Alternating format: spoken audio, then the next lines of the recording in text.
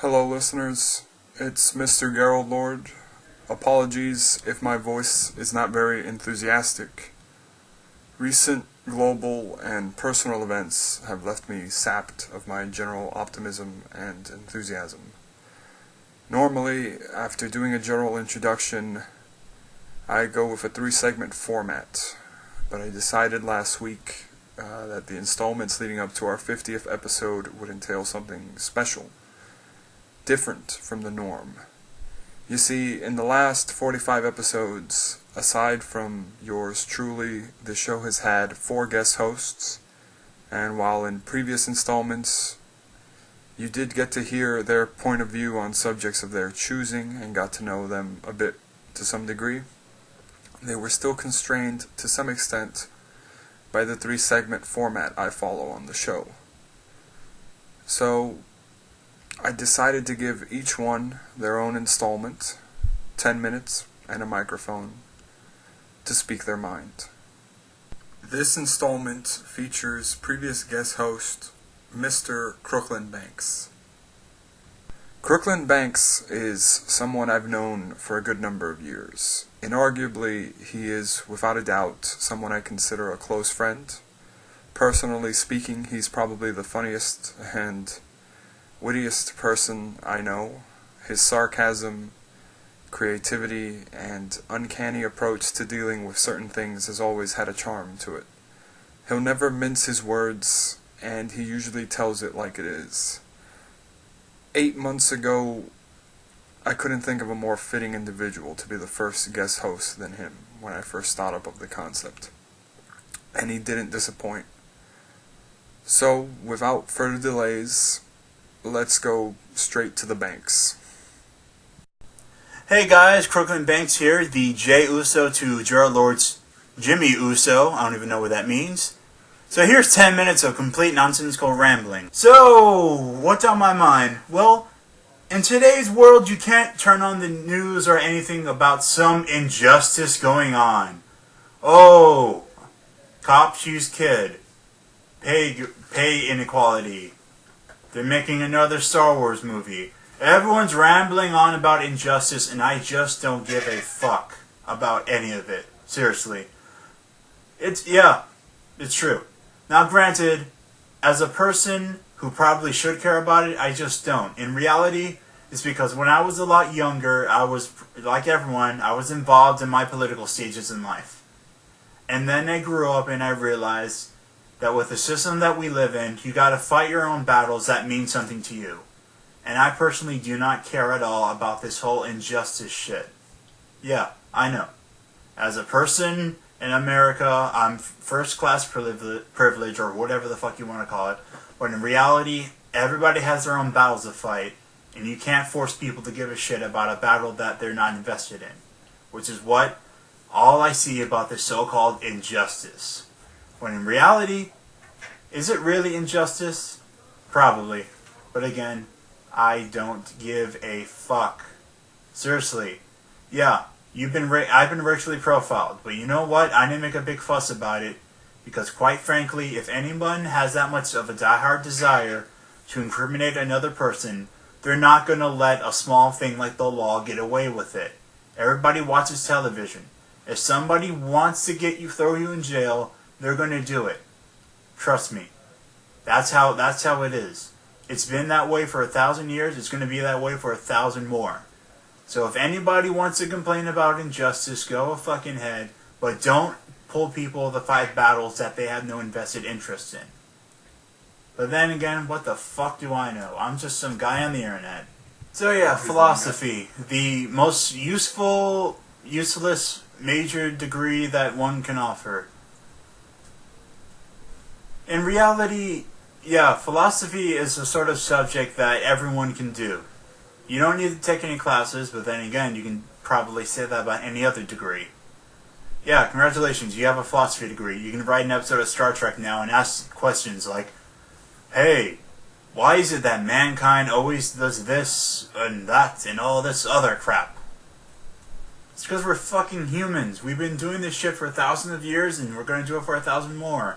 Even in Star Trek, we didn't get rid of racism. We just moved it onto aliens and other shit. I mean, seriously, have you seen Star Trek? Have you seen how they act when they talk about, us in our present time? Oh yes, us uncivilized 21st century people. They still have a democratic system of government rather than communism. That's essentially what philosophy is. People standing around doing nothing. That's what Socrates did. He just sat around and spat shit out there for everyone to hear while banging his much, much younger boyfriend. I actually don't know if that's true. I just heard about it and no one really corrected me on it, so fuck it. Maybe he was gay. Who cares? And again, he's kind of like Jesus, where there's no real proof to him being alive. Then again, Socrates is probably the equivalent to Jesus. Both were philosophers, both were guys who people formed this gigantic group around, and everyone loves to suck their dicks when using philosophical arguments. So yeah, fuck it. I don't even know what I'm saying anymore. So now that I'm just throwing words together to fill up 10 minutes of stuff, work. One thing I noticed over the past couple years of working is that I'm probably a workaholic, but I've had only shitty jobs, so it's kind of hard to really be addicted to work that doesn't pay well and is really, really terrible for you. Which is probably why my next job is going to prove why I am a workaholic. Now, because the creator of the show doesn't like us revealing personal stuff about it, let's just say I'm going to be under the employ of possible Donald Trump. Possible Donald Trump. That can mean anything. I mean, he's not a real candidate, right? Wink, wink. But yeah, work. The one system of government that everybody has to employ. Actually, it's not a system of government. I'm just throwing words together, remember? But a couple days ago, I saw an interesting video that I had a huge problem with that talked about how robots were going to take over work for the human race.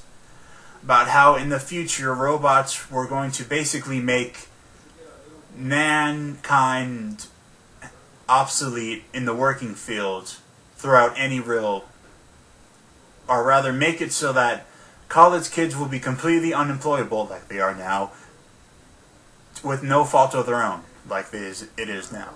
But except rather than having, people not hiring people with no experience, it's going to be because robots are going to be running the future. And while I disagree with that because mankind will never have robots do all the work because mankind wants robots to do all the work and all this other stuff I'm not going to get into, even though I should because I need to fill up time.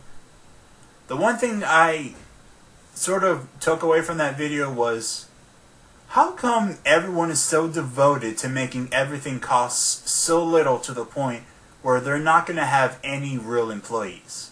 Like, I get it, as a business, you want to spend as little money on your employees as possible, but to what point would you do that? To the point where you virtually have no one working, so that you only have robots doing the work, and therefore no real economy?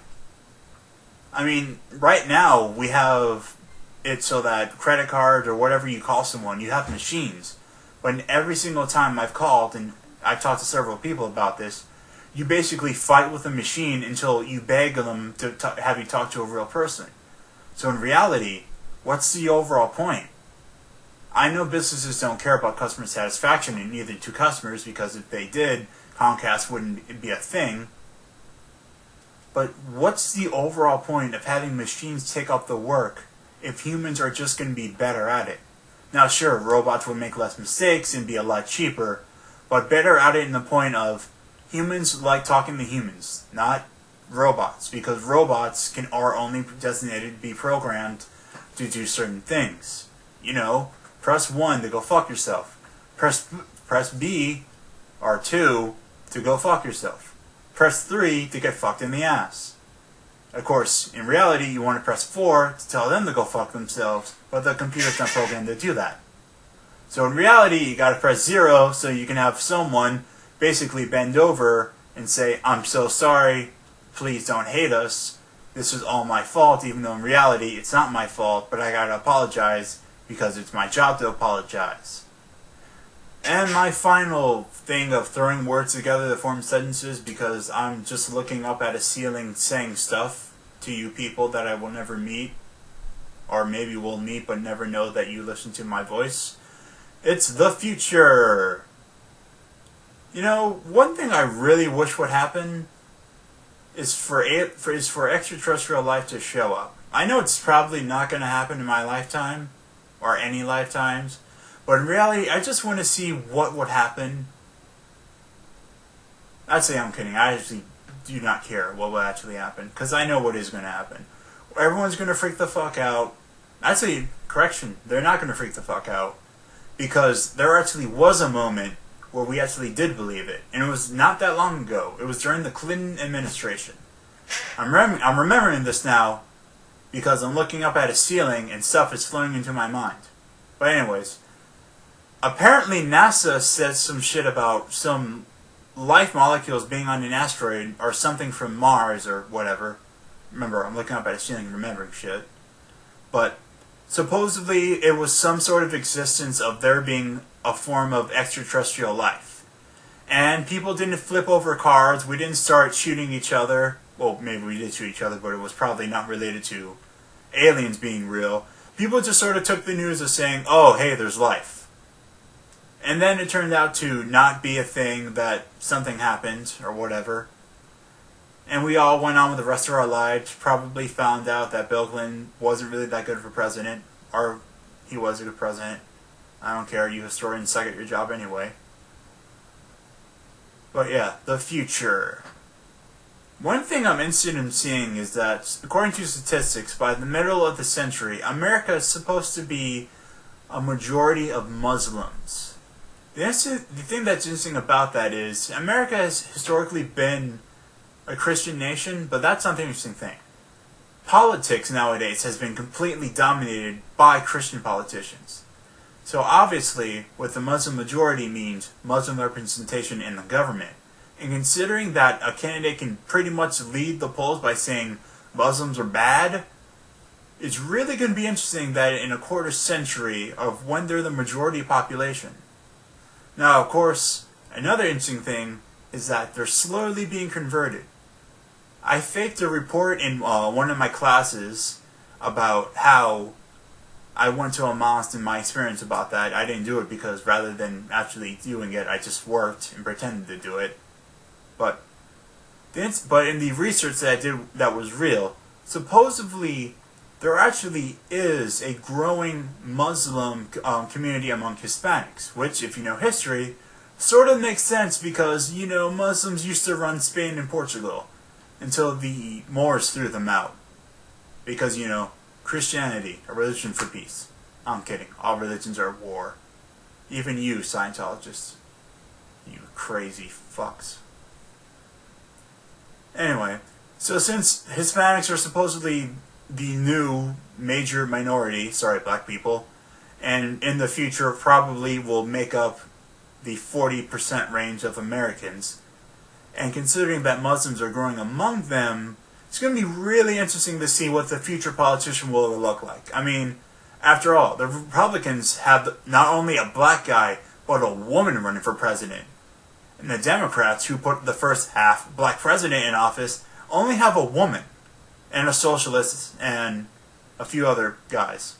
I don't really know Bernie and Hillary, and I hope Hillary doesn't win. But that's really the only thing I'm interested in seeing in the future. Yeah, I know there's a couple other stuff, but in reality, I know there's not going to be any flying cars, and probably the future is just going to be some small inconvenient shit that I have now that's going to be a necessity now. I mean, remember when cell phones first came out? Yeah, can't imagine living your life without that 10 years ago, did you? But yeah, the future politician. I mean, it's going to be a complete bitch because once the first female president's going to come in, we're going to have to fucking act like that's a victory, which it isn't because it's just the president of the United States. Then, of course, you gotta have the first Hispanic, first Asian, first all this other shit. But in the future, how's there being a Muslim president and not having that be an outrage? That's one interesting thing I want to see. Oh, I also want to see what Vladimir Putin does, or what happens to Russia after Vladimir Putin goes away. That right there is going to be some fun shit to watch. Actually, in the future, I do want to take a class on 21st century dictators. or rather guys who ruined their countries with an iron fist. Because Putin's Russia is really something I want to look into. Speaking of which, Vladimir Putin's a cool guy. I would totally love for him to be our president. Of course, he's not American, but still, that guy can kick ass, unlike our politicians.